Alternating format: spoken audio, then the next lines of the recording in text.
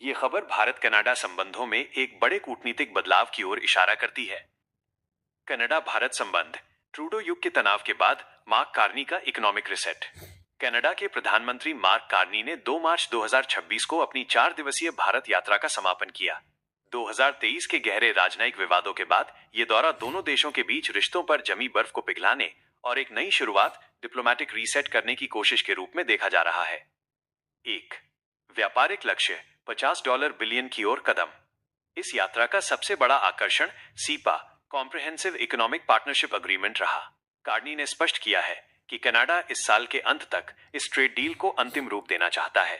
लक्ष्य 2030 तक आपसी व्यापार को मौजूदा स्तर से दोगुना कर $50 बिलियन तक ले जाना। 2 ऊर्जा सुरक्षा $2 बिलियन का यूरेनियम समझौता। भारत की बढ़ती ऊर्जा जरूरतों को देखते हुए दोनों देशों के बीच 10 साल के लिए यूरेनियम की आपूर्ति का ऐतिहासिक समझौता हुआ है। यह डील करीब $2 बिलियन की है, जो भारत के परमाणु ऊर्जा संयंत्रों के लिए बेहद महत्वपूर्ण साबित होगी। इसके अलावा स्वच्छ ऊर्जा और क्रिटिकल मिनरल्स जैसे लिथियम पर भी सहयोग की सहमति बनी है। 3 भविष्य की तकनीक, एआई और डिफेंस। सिर्फ कच्चा माल ही नहीं बल्कि हाईटेक सेक्टर में भी हाथ मिलाया गया है।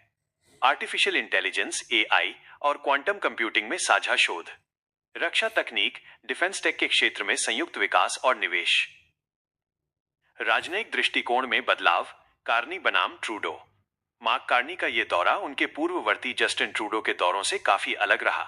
जहां पिछली बार सांस्कृतिक पहलुओं और कुछ विवादास्पद मुद्दों पर जोर था, वहीं कार्नी ने पूरी तरह से प्रैग्मेटिक अप्रोच, व्यावहारिक दृष्टिकोण अपनाया।